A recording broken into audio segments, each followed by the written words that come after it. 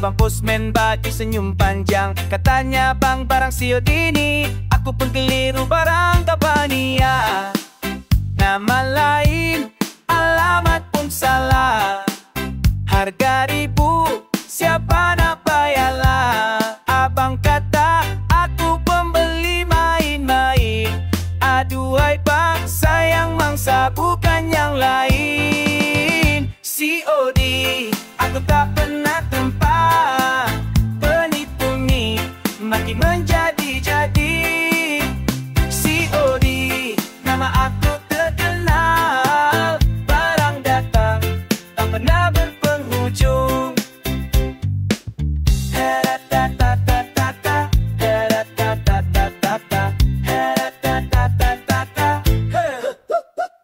Semua kedai dalam talian sudah periksa. Aku lihat sejarah kosong belaka, tapi barang sampai tiap minggu. Macam aku artis semua nak hantar baju. Penipu oi, bila nak insaf. Dunia pusing karena kerja laju. Penjual pun tolong teliti dulu. Bukan semua pembeli tu betul-betul oi.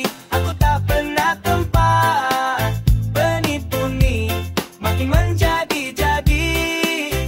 COD, duit pun tak ada.